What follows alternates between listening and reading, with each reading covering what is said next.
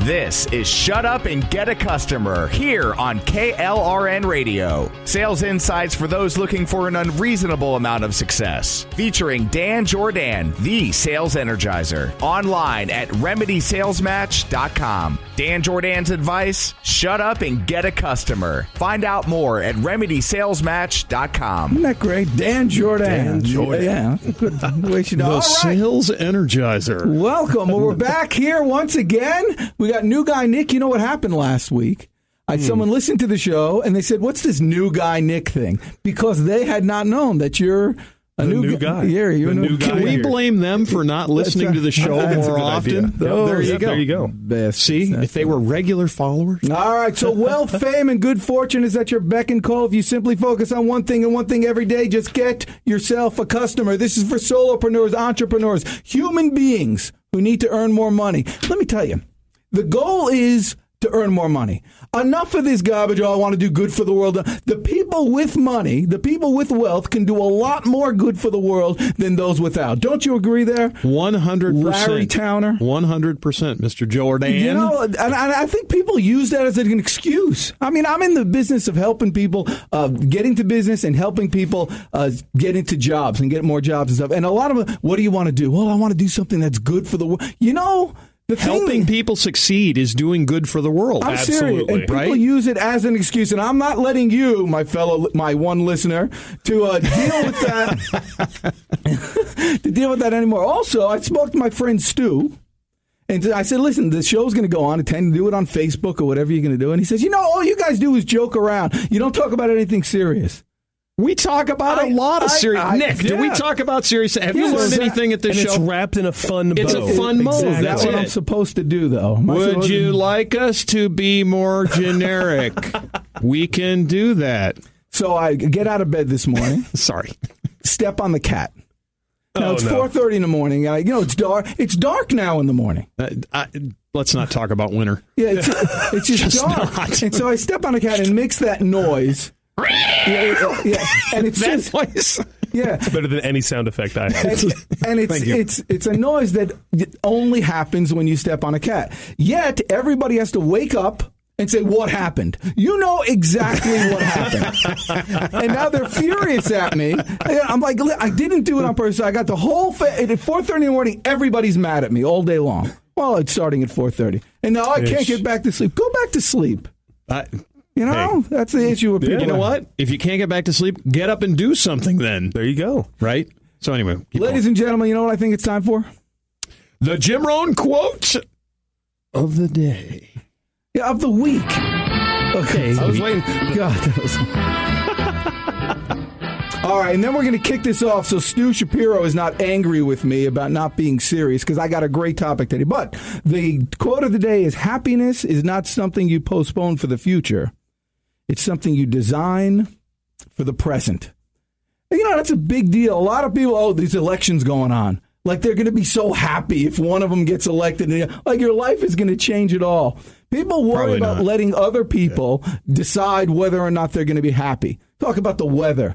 By the way, I'm sick and tired of that. That's another thing. I'm going to start a radio station, no weather and no traffic.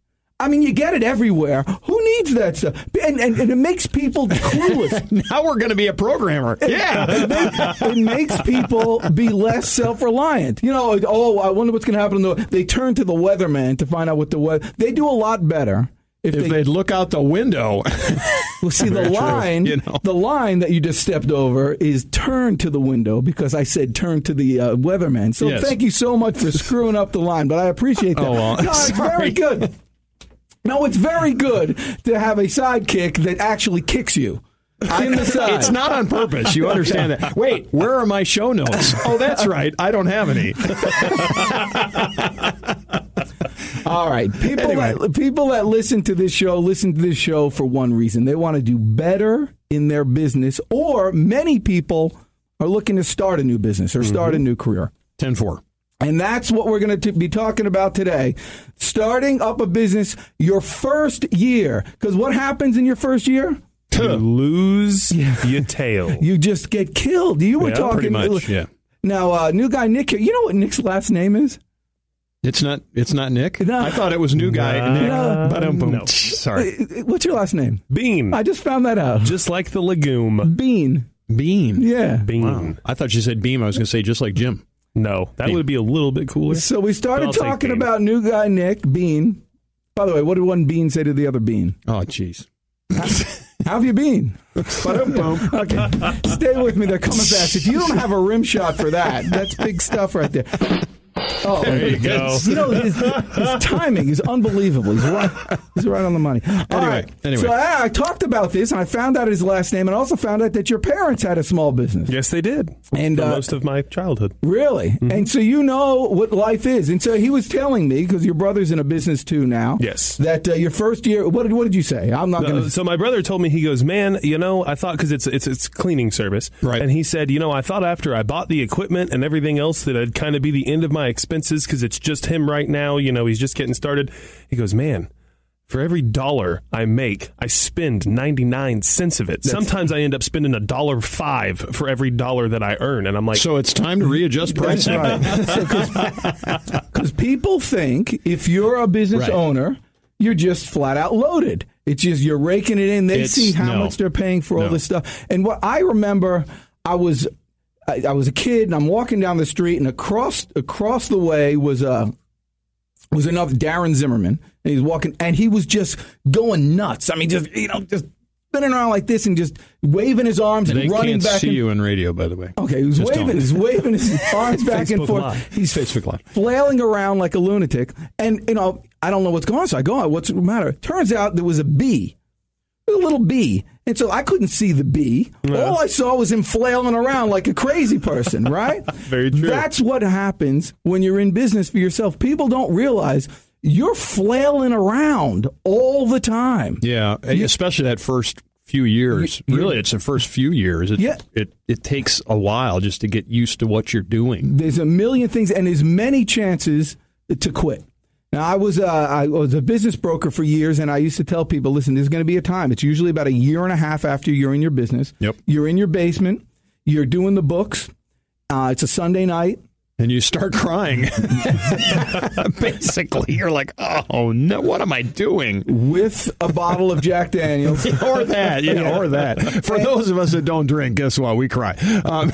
And you say to yourself, why am I doing this? I could be working half as much. And getting paid 3 times as much money, netting 3 times as much money. For someone else and get paid twice or 3 times as much for the money. And that's rock bottom. If you can get past that, it's smooth sailing. So when you get there and you're in your basement, remember, there's only one way to go right now, and that's up. Yeah. And what you have to do at that point is go down to the basics. And there's 4 basics of growing your business. And we're going to follow, and we're going to start them right now. What do you think of that? I think that's great. Let's do it. Number 1. You ready? Yeah. Nick, number 1. You want to know what it is? Basics of starting your business. All right. First of all, I'm going to ask you, you know the definition of a business. And that's a much deeper definition than I think most people believe, right? Well, I wouldn't say that. What do you think it is? Definition of a business? Yes. Oh man, that's a toughie right off the top of your head. Larry Towner? Yeah, go for it. It's to provide a product or service at a profit. Okay. And as a result, you need customers to do that. Yeah, very true. So my definition of a business is having a customer. It's that simple. You don't need anything else. What people do when you're you need a profitable customer. You need a customer, and we'll go into it in more detail. But the main thing is that there's so many people who have great ideas, and they think, oh, this would be a great bit. I mean, I had an idea for a little bell, and you put a cord on the bottom or a little tube on the bottom, and it would look like a Christmas bell. Yeah. But it was really like a funnel, and so you could water the tree, with this little Christmas bell. And I thought it was the greatest idea in the world. No one wanted it. If no one buys it, you don't have it. Well, that's just it, right? If you have no customer, it's back to so many people. This being in the business program business. I went out and I bought all this equipment. I'm in business. No, you're not. Exactly, right. And people try to incorporate and do all that stuff, and they don't. The main focus is you want to get a customer. And the main reason for that is to realize whether or not this business that you're getting into is viable. Correct. People spend tons and tons of money Billions on things that don't make any money and don't create any revenue, and then you become a slave to the very business that you're trying to grow, and you destroy your life and your family and everything. If you forget everything else, get a customer first. See if it works. You can build from there. We're going to talk about the other three things when we come back after the break, but until then, I want to remind you to go to my website. You know what that website is? It's danjordan.com. Yeah, it's just my name. So it's Dan at Dan Jordan. Jourdan. And do it. And I'll tell you why. I've got a product for you. It's a cold calling program that's going to help you get customers. Let me read this to you. Dan, you took away my fear of cold calling. I was a wimp. But I read your files, listened to your MP3s, viewed your videos, and it inspired me to start calling. First day, I took your pitch, rewrote it, fit it to my needs. It's working. I already got two new clients. See, that's awesome. You talk about helping people, boom, and so right there. Go to the website, ask for it. I'll give you the program free if you mention the Deej. We'll see you when we return with more ideas. Talk to you soon. My friends, you are listening to the Sales Energizer, Dan Jordan. Head to danjordan.com, DANJOURDAN, for a free sales kit, but only if you want an unreasonable amount of success. danjordan.com. Now, back to the program. Here's your host, Dan Jordan. Yeah, but there's a difference here, though. What? We're teaching people how to rock. Right. Yeah, that's right. Oh, very good. Yeah. Teaching people how to rock. Okay, so the first thing, definition of business is what? To provide. No. Get a customer. Get a customer. You didn't even learn. You're fired. He's done. Back to school with you. You know, and that's the whole thing. And you really have to be persistent with. Actually, I'm going to do the sales story of the week right now in between. Sales story of the week. It's time for the sales story of the week. And now, the sales story of the week. You're going to put it in later. Yeah, okay. Okay. Oh, no, I'm good at reading lips. It's good. It works. I got to do that. It's all right. It's time for the sales story of the week. So I was calling on this guy, and I went there one time, and he didn't answer Actually, I walked in, and he didn't get the door, and then he sent somebody else out. You're not allowed to be here. Go to another place. He's getting rid of me this whole time. So finally, I get him on the phone, and I said, "Hello, Kevin." He says, "Hey, this is Dan Jordan." He said, "Dan," these were his words, "you are the most persistent bastard I have ever met." At which time? Wait, don't step over it. I'm not. All right. The most persistent bastard I've ever met, and I'm in the collection business. Oh, wow. Awesome. You know, that was quite a compliment. Right. It's a huge compliment, yes. And so then he goes, "But you're right. I would never call you back." Next line. "Why don't you stop in tomorrow around 10? I'll be here." I was going to say, you rung that one up. Yeah, that's right. You were ringing that one up. And he's a great guy, and we're doing business and all that stuff. But the point is, I wasn't going to stop because I know the most important thing, if you think you're in business, you got to constantly get customers, be prospecting. Got it? Okay, that's number one. Number two, say yes. Yes. Just say yes. Just say there's a lot of things that'll happen. They'll say, "Oh, can you do this?" And the answer is yes. I know it's not your primary business. Yes, I need the customer. I'll do it. I had a friend, Tom Nixon. Tom Nixon is actually, he was here once, and he has a business with the graphic design or whatever, or something like that. But he wasn't a graphic designer. He was he was a printer. Mm-hmm. You know, and so the guy said, "Well, can you do this?" You know, and he said yes. And he got his biggest client at one of these golf clubs that they have these, I guess, the weekly newsletters and things like that. And he started doing that with all that stuff. But he went into business. Actually, he was a photographer. He went into business as a graphic designer and a printer because he was a photographer, because he said yes. Well, like you said, you need a customer. You find out there's a customer for something out there and they can't find somebody to provide it. Why not provide it for them? You know, I have a saying, I can't personally do that, but I've got a guy that can do that. Yeah. And that's the same thing. Yes, I can do that. Yes. Always. So you Yes. want to be known as the expert that can do anything. If you can do it, you'll figure it out. And stay involved. I had a lawn care company years ago, and we did weed control and fertilization. One day I get a call from a neighborhood, 170 townhomes, do you guys do, cut, mowing, and blowing and all that stuff?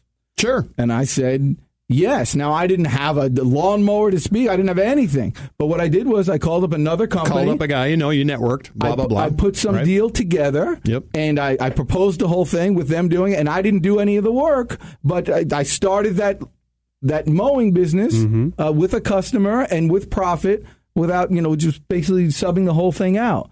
So you can do it. Constantly say yes. It opens you up to all sorts of opportunities. Just never say no.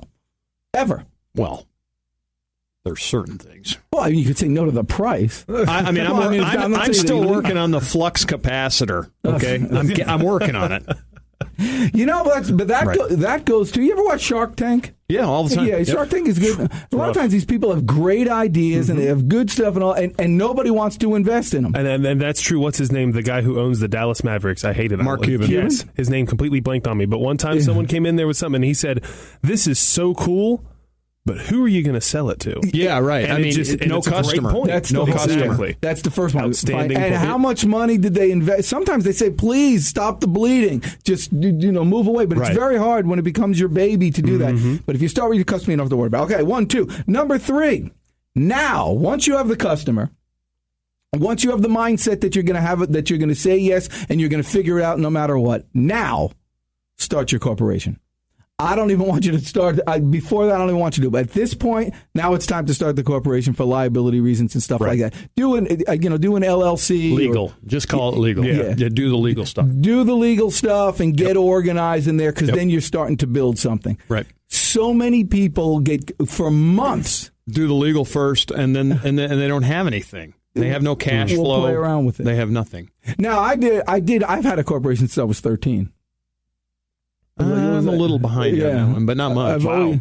Yeah. Well, I'm assuming it was technically your parents before you turned 18, though, right? Right, yeah, they can't do it. I opened it for my son, too, and I had to do something else after. But, yeah, always have a corporation. And the reason is you just want to get used to dealing in that world. You talked earlier about your parents, and they did everything on QuickBooks, and you wish that they had a CPA. So my mom always says, she's like, we did everything right, and we went through the right channels, and, like you said, got incorporated and everything else. But the number one thing is when it came down to the money management, they used QuickBooks and relied on that. And like she said, and like I told you before, is they said, we got a lot more done and a lot more right with that than we ever thought we would.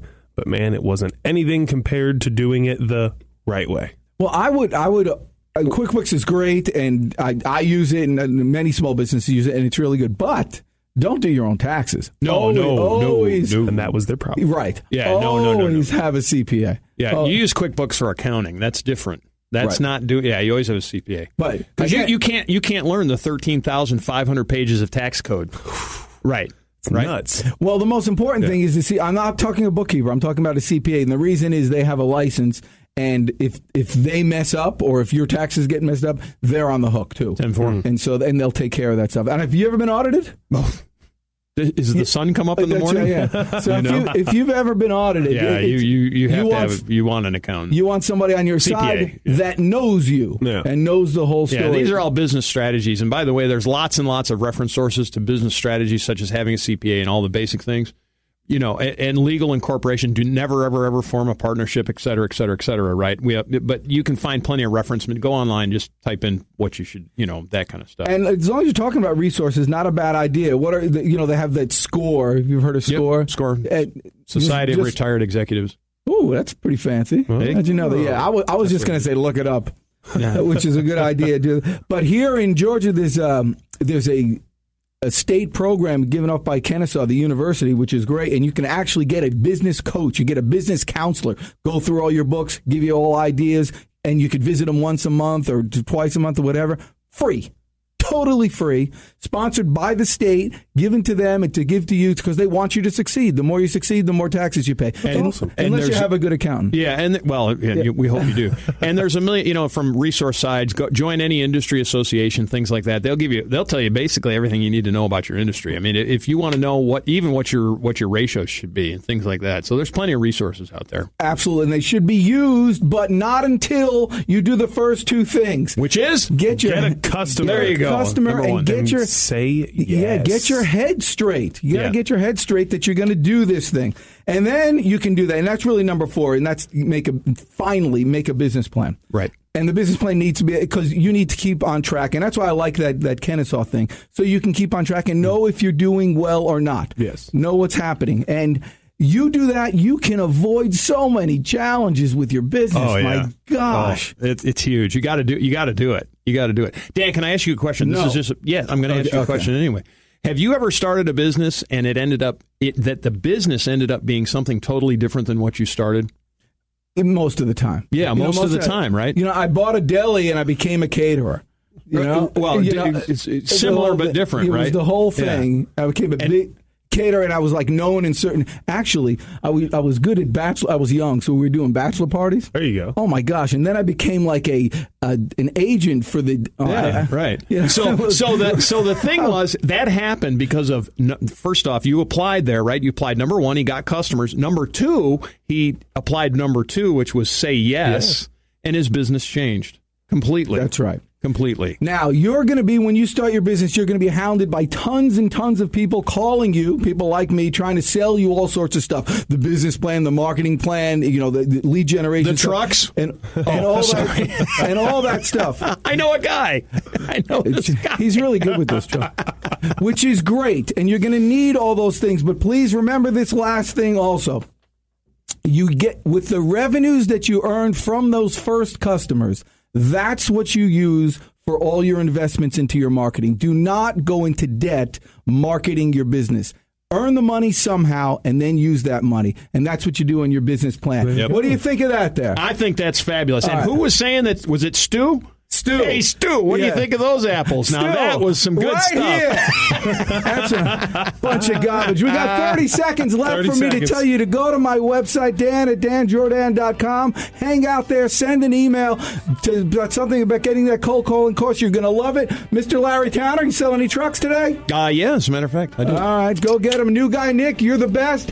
Thank you so much for listening. We'll see you next time. Shut up and get a customer. I'm the Deej. You've been listening to Shut Up and Get a Customer with Dan Jordan, the Sales Energizer, your source for insight in business, sales, and life. Connect online at remedysalesmatch.com. And remember, good fortune is at your fingertips. You just have to focus on one thing. So shut up and get a customer. remedysalesmatch.com.